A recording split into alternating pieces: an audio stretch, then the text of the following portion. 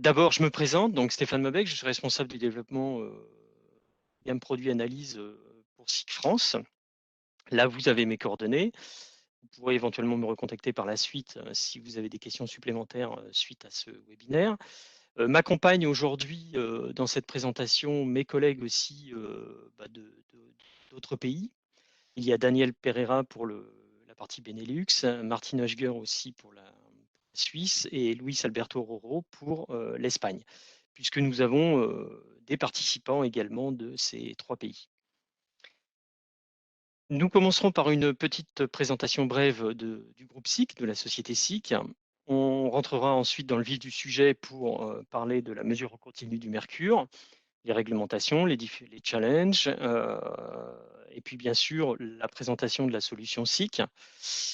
Nous terminerons par les services pour le suivi des équipements et par également une série de questions-réponses en fin de webinaire. Et puis je vous présenterai également la date du prochain rendez-vous webinaire pour les solutions SIC. Voilà, donc en bref, la société SIC, c'est plus de 10 000 employés, 1,7 milliard d'euros de chiffre d'affaires, ce sont les chiffres 2020. Vous pouvez observer que SIC est une société innovante parce que en proportion, plus de 12% du chiffre d'affaires est utilisé pour la recherche et le développement, avec aussi près de 1400 employés qui travaillent uniquement en R&D. SIC, dans son portfolio, a beaucoup de produits, 40 000 produits, qui sont utilisés dans des domaines industriels très variés. Il s'agit notamment de la détection dans l'industrie manufacturière, grosse activité aussi sur la partie sécurité dans le monde industriel, les analyseurs pour l'industrie, aussi bien en process qu'à l'émission, la mesure de débit par ultrason. Là, vous voyez par exemple un comptage de gaz naturel. Des systèmes aussi utilisés beaucoup en logistique, que ce soit des systèmes d'identification, de traçabilité, de déplacement aussi linéaire ou des systèmes plus complexes d'identification. Et puis aussi une gamme instrumentation pour l'industrie. Alors là, évidemment, le Merchem 300Z, analyseur de gaz utilisé dans l'industrie, fait partie donc de cette gamme analyseur. La représentation de SIC dans le monde, donc vous voyez tout ce qui est en bleu, tous les pays en bleu, là, il y a des filiales présentes dans ces pays, avec également des agences et des partenaires dans les pays gris. Donc vous voyez, société internationale représentée partout dans le monde. Alors, pour entrer dans le vif du sujet, donc aujourd'hui, on va parler de mesure continue de mercure. Donc, quels sont les enjeux? Pourquoi parle-t-on aujourd'hui et pourquoi renforce-t-on aujourd'hui la maîtrise des rejets de mercure? Alors, le mercure, c'est un produit qui a une toxicité très élevée et il s'accumule dans l'environnement sous la forme principalement de méthylmercure. Et ce méthylmercure a pour origine les activités anthropiques, donc les activités industrielles. C'est une préoccupation internationale, puisque récemment encore, il y a eu une conférence pendant laquelle à la suite de laquelle les États, principaux États dans le monde, se sont mis d'accord pour limiter ces rejets atmosphériques industriels. Alors d'où viennent ces rejets de mercure? Principalement de la production d'énergie, notamment les centrales thermiques qui utilisent charbon et lignite, du traitement des déchets et de la chimie, les industries principales qui sont génératrices de mercure au niveau atmosphérique. Alors, chose importante aussi, il faut noter que les rejets atmosphériques gazeux de mercure se font sous deux formes, sous forme de mercure élémentaire et sous forme de mercure oxydé, ou on dit aussi mercure combiné. En incinération particulièrement, les rejets de mercure sont sous forme oxydée à 80% en chlorure de mercure, mais également sous forme élémentaire. Alors, la réglementation aujourd'hui, il existe des valeurs limites de rejet pour les grandes installations de combustion, hein. Ces valeurs limites de rejet sont définies dans la directive européenne pour la limite des émissions, pour donc les grandes installations de combustion et pour les incinérateurs de déchets. Aujourd'hui, enfin jusqu'à aujourd'hui, il n'y a pas de mesure continue imposée au niveau européen. Et aujourd'hui, la valeur limite d'émission est de 50 microgrammes sur la période d'échantillonnage, puisque les mesures, les évaluations se font de manière ponctuelle. En revanche, dans certains pays, les réglementations sont plus strictes. C'est le cas notamment en Allemagne pour les incinérateurs, les centrales thermiques et les cimenteries, où là, des valeurs quotidiennes limites sont déjà imposées à 30 microgrammes et sa valeur sur une demi-heure à 50 microgrammes. Chose qu'il faut préciser, qui est très importante, c'est toutes ces VLE sont exprimées en mercure total. Et comme on l'a vu tout à l'heure, l'émission de mercure se fait sous deux formes, en version sous une forme élémentaire et également sous une forme oxydée. Donc quand on parle de VLE, on parle de l'addition de ces deux concentrations. Alors, vous savez qu'en Europe, régulièrement, pour chaque industrie, il y a une révision des meilleures techniques disponibles et à l'issue donc de cette évaluation des meilleures techniques disponibles, sont publiés les brefs, qui font office ensuite de réglementation applicable dans tous les pays de la communauté européenne. Alors ça a été le cas pour grandes installations de combustion, hein. Un document bref a été publié en 2017 pour une implémentation donc 4 ans plus tard, en 2021.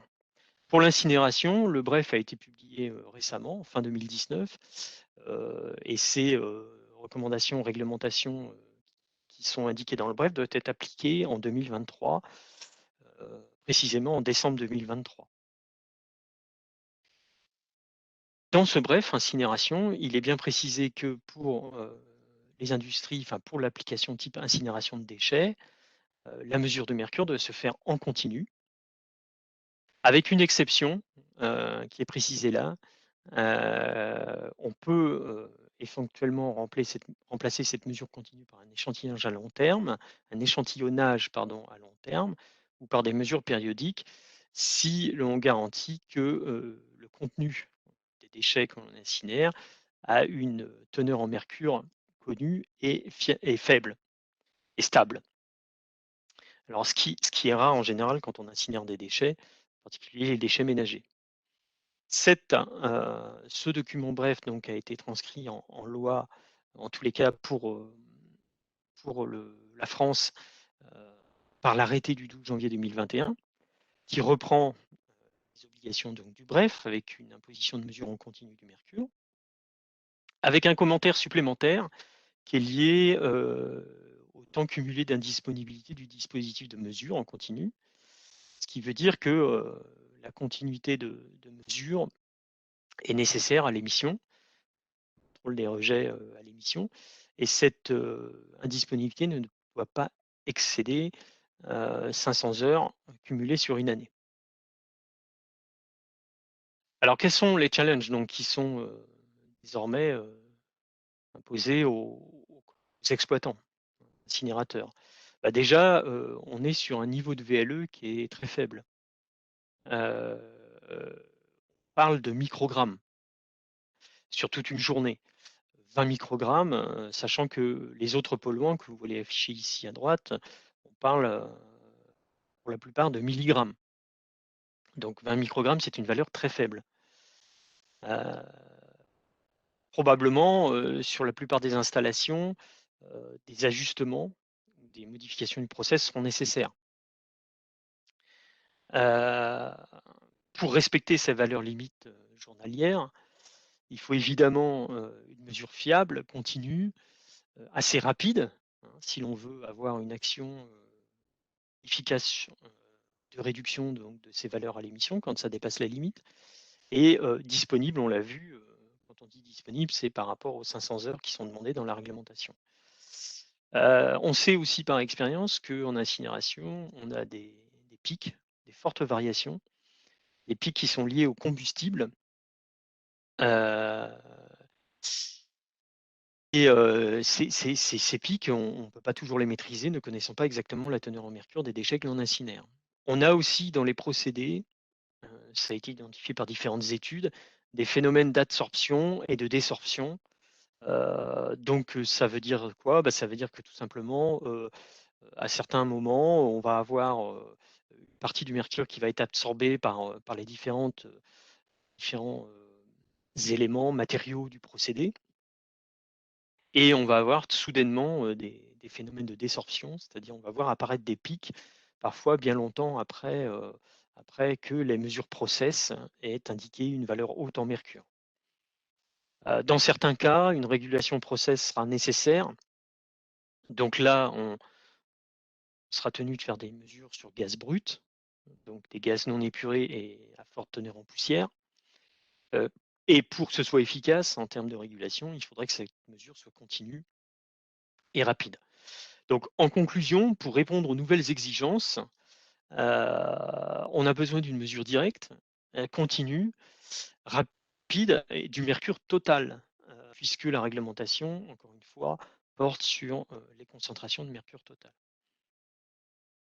Alors, si l'on reprend cette exigence, une mesure directe, continue, rapide du mercure total, aujourd'hui, existe sur le marché, pour répondre à ce besoin, des technologies uniquement de mesure spectrale. Et comme on va vouloir mesurer le mercure total, on va évidemment devoir opérer une conversion, opérer une transformation de l'échantillon gazeux qu'on va mesurer. Ça veut dire donc que cette mesure ne pourra être qu'extractive, si on veut avoir le mercure total. Extractive parce qu'on va devoir faire la conversion des mercures combinés pour avoir la totalité de la concentration du mercure total. En général, on procède de la sorte pour toutes les mesures à l'émission. On a d'abord un prélèvement cheminé. Ensuite, on vient transporter cet échantillon gazeux vers une armoire d'analyse. Donc, on a une partie prélèvement, une partie transport de l'échantillon, la partie conversion, qui est nécessaire pour la mesure des mercures totaux, et puis la mesure spectrale, qui est utilisée donc, pour avoir une mesure directe et rapide. Il existe plusieurs systèmes sur le marché, plusieurs principes de mesure. Et aussi plusieurs méthodes de prélèvement. Donc, la plupart du temps, on a une sonde chauffée avec un système de filtration qui va permettre donc de retirer les particules qui pourraient être transportées et éventuellement contaminer l'ensemble de mesures qui est en aval. On a aussi certains systèmes qui proposent au niveau de la mesure, au niveau du prélèvement, pardon, une dilution plus une conversion. C'est plus rare, mais ça existe sur le marché. Dans ce cas, le transport de l'échantillon peut se faire par une ligne chauffée basse température, puisqu'on a déjà dilué les fumées. La plupart du temps, on utilise une ligne chauffée haute température, 180 degrés, transporter l'échantillon et le maintenir dans ces conditions. Ensuite, plusieurs méthodes de conversion sont disponibles. Elle peut être cette conversion purement thermique, thermocatalytique, chimique également. Évidemment, quand la conversion est faite en amont, il n'est pas nécessaire de la faire ensuite en aval au niveau de l'armoire d'analyse. Ensuite, des technologies existent encore sur le marché qui consistent à piéger sur un piège à or le mercure, vaporiser ensuite ce piège à or et faire la mesure spectrale. Bon, là, j'ai mis ça en pointillé parce que c'est une technique qui a tendance à disparaître, puisque dans ce cas-là, on n'est plus dans une mesure continue, mais une mesure séquentielle. Plusieurs techniques après sont utilisées pour la mesure spectrale. Je ne vais pas rentrer dans ces détails, mais voilà la plupart des techniques utilisées pour faire cette mesure des concentrations de mercure. Alors, remarque importante, comme je l'ai déjà dit tout à l'heure, quand on fait une conversion et qu'on a une seule mesure spectrale, évidemment, on fait une mesure par alternance, c'est-à-dire on va mesurer une fois la totalité des mercures et une autre fois uniquement les mercures élémentaires dans les fumées.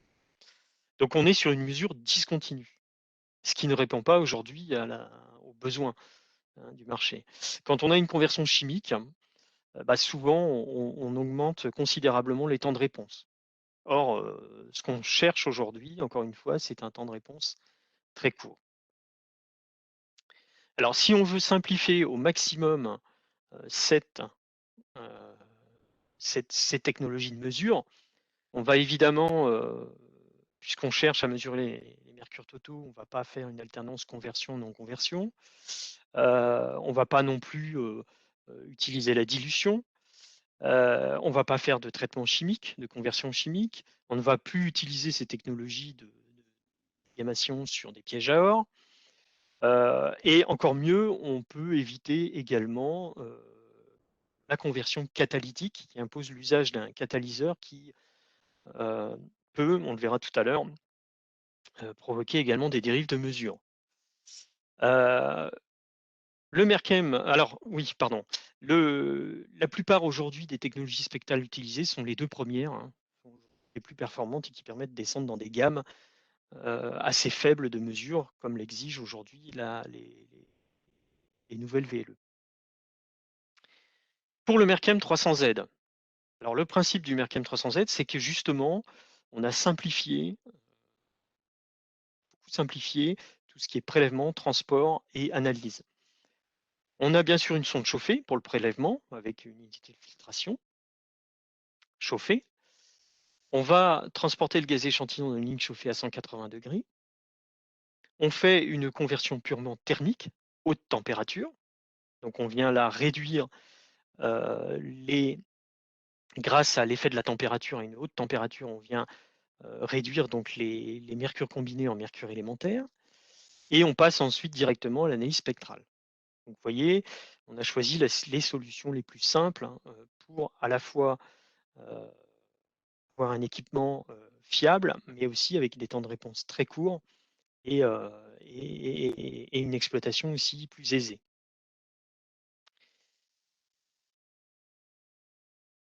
Alors là, une petite présentation brève, et puis après ensuite on verra le Merkem en situation sur un site. Vous avez donc les éléments ici constitutifs du Merkem, donc une sonde plus une unité de filtration, une ligne chauffée, transporter l'échantillon, un câble électro-pneumatique qui va permettre lui de piloter l'unité de filtration et aussi de faire des backflush par exemple en envoyant de l'air. Ces deux éléments sont connectés à l'armoire d'analyse dans laquelle vous avez, vous voyez, c'est relativement une armoire d'analyse qui est composée de simples éléments. Vous avez la partie éjecteur chauffée qui va permettre d'aspirer l'échantillon. Vous avez la cellule haute température hein, qui va permettre de faire la conversion et également de faire l'analyse spectrale. Vous avez l'optique, l'unité optique, donc émetteur-récepteur. Les électroniques qui vont permettre de piloter l'ensemble. La distribution d'air instrument. La climatisation est en option. Et le calibrateur intégré, le Calcic 300, on verra tout à l'heure un peu plus en détail les différents avantages d'avoir ce calibrateur intégré à l'armoire Merkem 300Z.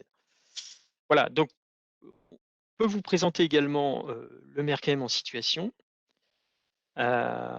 puisqu'il a été installé sur un incinérateur.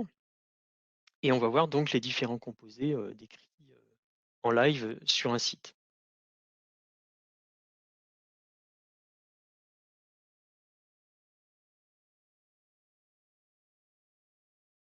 Alors, je ne sais pas si on a le son de la vidéo. On a eu un petit problème technique tout à l'heure. Alors, il n'y a pas le son. Il n'y a pas le son. Bon, Par alors contre, je vais j'ai la commenter. solution sinon. Hein. A priori, Ah, j'ai la solution. Si, bon. Bah écoutez, si on tu peut veux la faire mettre en... on peut faire une petite pause. Ouais. Oui. Alors je t'écoute Alexa. Je suis désolé de cette interruption. Ça va prendre 30 secondes, mais ça sera plus Tu fais confortable pour tout le monde. share content en bas là. Oui. Share content. Alors excusez-moi, je vais arrêter de partager. On va reprendre ça. Oui. Quand tu shares, en haut à gauche, tu as un menu déroulant. Ça t'ouvre une fenêtre où tu as tes écrans disponibles. Oui.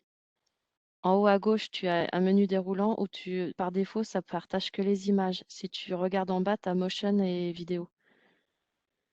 Il y a deux possibilités. Non, justement, c'est ça le problème Alexa. Je n'ai pas ce petit menu.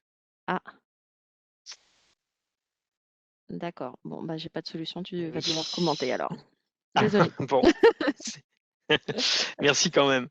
Voilà, bon, on revient, je repartage de nouveau mon écran. J'espère que je vois que tout le monde est encore là, donc c'est rassurant. Désolé pour ce petit ennui technique, donc je vais revenir au début de la vidéo. Voilà, je vais commenter moi-même donc la vidéo, puisque vous ne pouvez pas avoir le son. Désolé. Voilà, donc là nous sommes sur un site, évidemment un incinérateur de déchets ménagers. Vous voyez là les unités de filtration qui permettent le prélèvement de l'échantillon.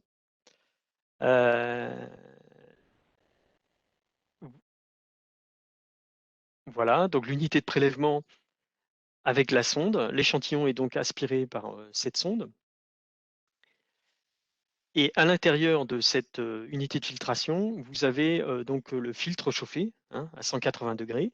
La ligne chauffée est connectée ici pour le transport de l'échantillon. Et là, vous avez le tube électropneumatique qui donc va gérer, qui va permettre d'alimenter les chauffages en électricité et puis de piloter les électrovannes avec de l'air instrument. Donc les lignes chauffées descendent ici dans la cabine d'analyse. Là, vous avez les 3 analyseurs côte à côte, donc Merkem 300Z. Voilà, donc là, vous avez l'armoire. C'est une armoire ventilée, hein, puisqu'on est dans un shelter climatisé.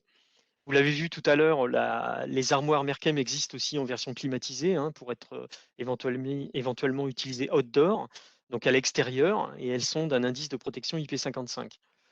Voilà. Là, la ligne chauffée arrive par le côté donc sur l'armoire d'analyse.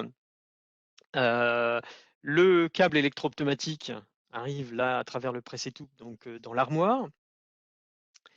Les alimentations électriques de l'armoire. Et puis, hop, excusez-moi, ah bah décidément, hop, voilà, hop, voilà, là vous avez un tube d'évacuation des condensats. Donc à l'armoire, dans l'armoire, vous l'avez vu, c'est relativement simple. Hein. Vous avez la ligne chauffée qui arrive sur le bloc éjecteur, chauffé lui aussi à 180 degrés. La cellule de mesure, donc qui contient un four qui est chauffé à 1000 degrés pour assurer la conversion. Le bloc optique qui va permettre donc de faire émission et réception du signal lumineux. La partie électronique. Et puis à droite, ici, la distribution des instruments qui va permettre de piloter l'ensemble. Voilà. On va voir désormais le calcique. Donc c'est le calibrateur qui permet d'injecter une solution donc, de chlorure de mercure et qui va permettre à la fois de tester la conversion du four et la mesure, avec un point de référence, la mesure au mercure de l'appareil. Vous voyez donc une armoire compacte avec un accès facile. Voilà ce qu'on voulait vous présenter donc en situation. Malheureusement, on n'a pas pu mettre le son de la vidéo. Voilà.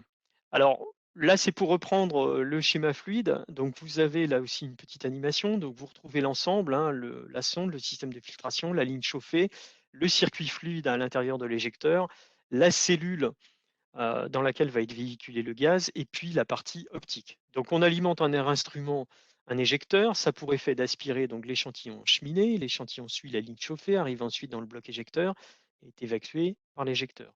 Un système de restricteur ici permet de sélectionner le débit qui va passer par la cellule de mesure, et ces débits est constamment mesuré et surveillé par un contrôleur de pression différentielle. Voilà.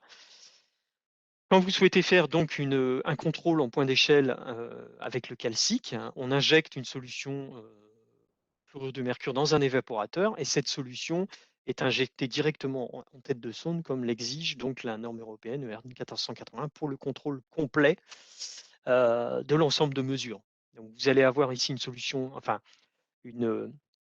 l'évaporateur injecté ici du chlorure de mercure à une concentration connue.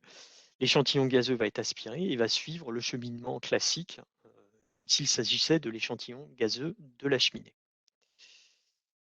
Alors, plus en détail, donc la conversion qui est effectuée dans la cellule de mesure se passe comme suit, se déroule comme suit. Vous avez ici une cellule de mesure double enveloppe qui est insérée dans un four chauffé à 1000 degrés. Et dans l'enveloppe extérieure de la cellule, vous avez donc le mercure élémentaire et le mercure combiné, donc ce mercure combiné va être réduit en mercure élémentaire. C'est une réaction quantitative, hein. Cette réaction se produit dès 700 degrés. Hein.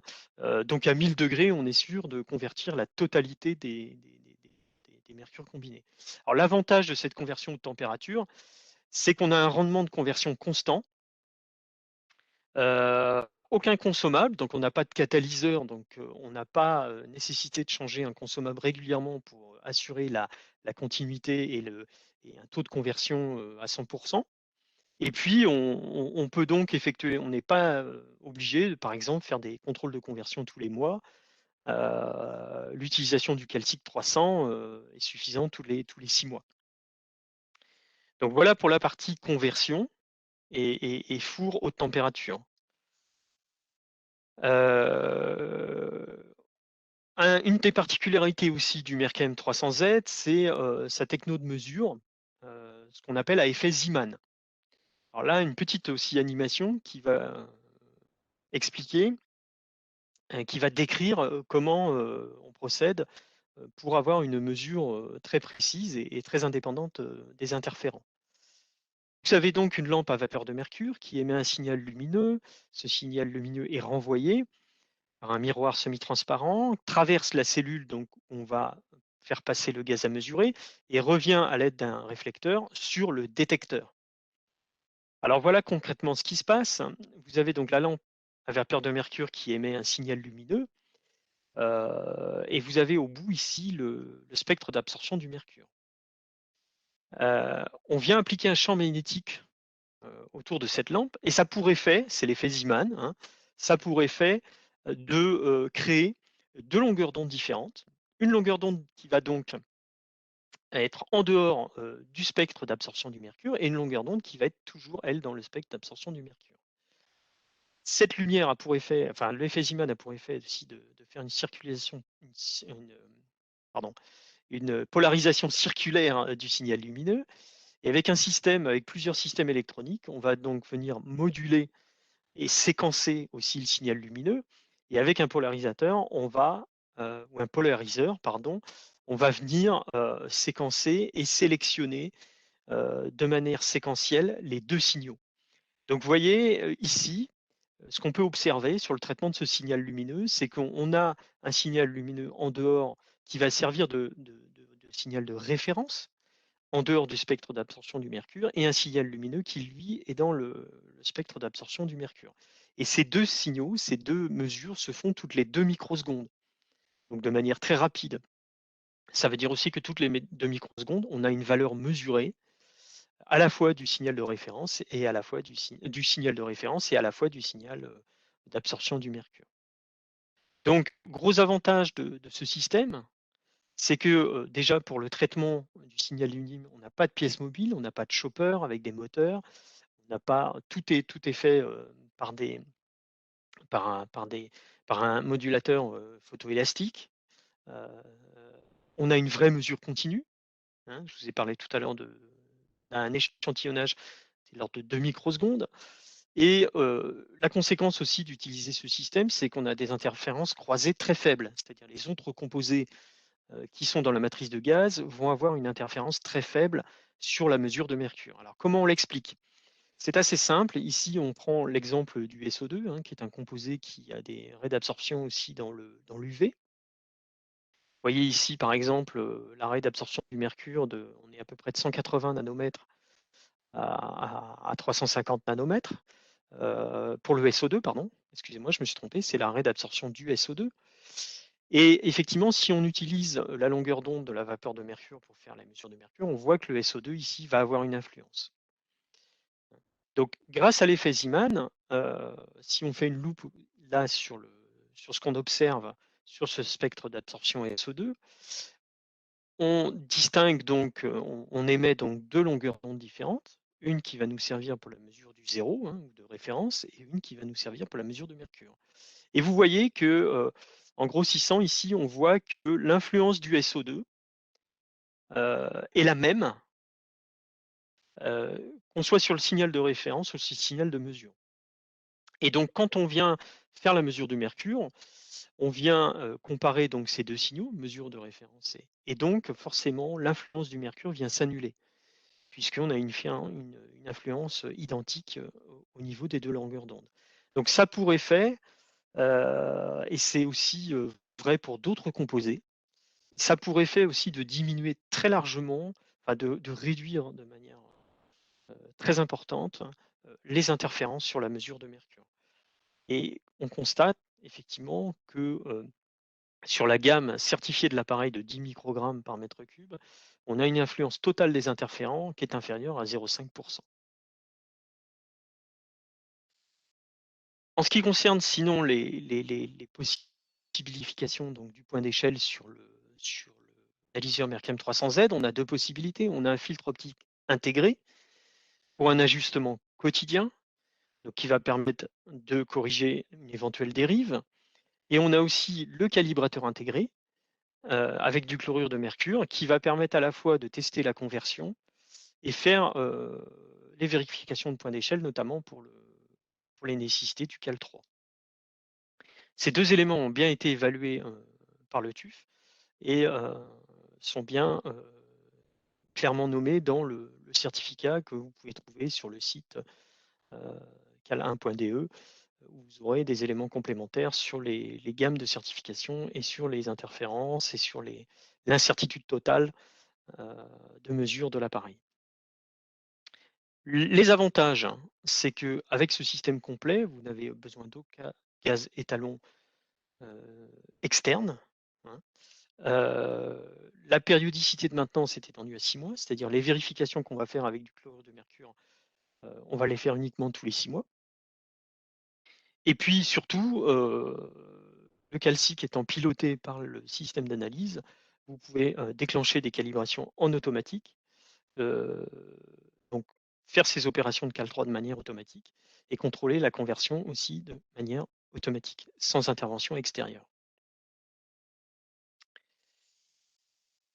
Les services, aspect très important aussi dans nos métiers, puisque là, encore une fois, sur ces mesures SEMS, la disponibilité de la mesure est importante, ainsi que la fiabilité de la mesure.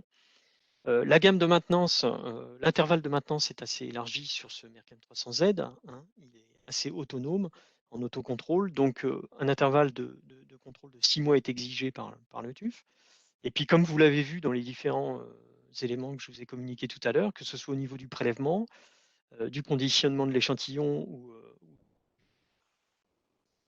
de la mesure, il y a très peu de consommables en fin de compte à remplacer sur cet équipement. Là aussi, une petite vidéo pour montrer les différentes opérations de maintenance.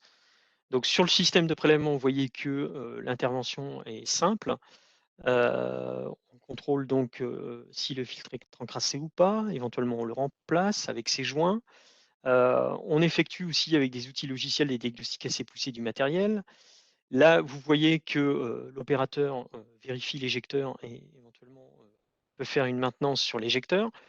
Sur la partie éjecteur, vous voyez que l'accessibilité est assez aisée, le démontage est assez rapide. Là encore, des ajustements peuvent être faits aussi bien en interface sur l'analyseur que sur la partie avec un PC. Là, ce système-là complémentaire que l'on fournit avec tous nos équipements, c'est un routeur, un appareil qui nous permet, à la demande du client, hein, de nous connecter à distance et de faire des diagnostics à distance avant, après maintenance ou en cas d'alarme ou d'alerte sur l'appareil. Donc, on fait des opérations de diagnostic grâce à ce boîtier qui permet aussi d'avoir une connexion sécurisée, totalement sécurisée sur votre appareil. Alors, les contrats de service aussi proposés par SICK, hein, il existe des contrats de service modulaires pour lesquels vous pouvez choisir librement les différentes opérations de maintenance que vous souhaitez. Plus récemment aussi, nous avons développé des solutions de diagnostic distant permanent.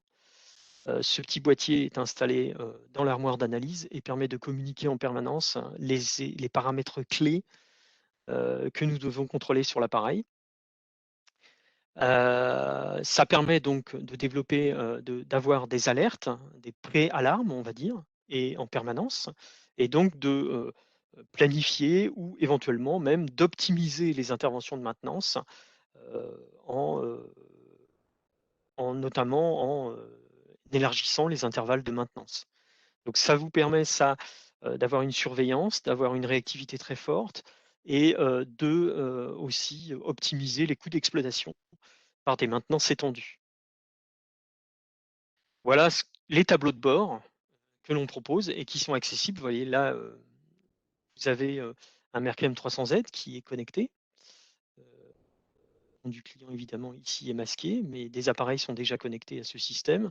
Vous avez tout un tas de paramètres qui permettent déjà d'évaluer si l'appareil est en bonne et est en bon fonctionnement. Et puis vous avez ici des systèmes d'historique avec la possibilité de générer des données prédictives sur les fréquences de remplacement des consommables. Ça peut être le cas par exemple d'une lampe d'émission, lampe à vapeur de mercure. Elle a une durée de vie limitée. On peut éventuellement étendre son emplacement grâce à toutes les données historiques à l'évolution de son énergie. Voilà. Et ces données sont automatiquement calculées par ces solutions de services distantes.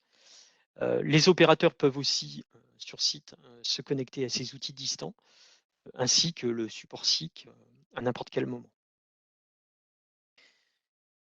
SIC aussi intègre et propose dans son usine en Allemagne des solutions totalement personnalisées, à savoir aussi que le Mercalm 300Z peut être multiplexé. Donc quand une redondance est nécessaire, nous la proposons jusqu'à 3 lignes.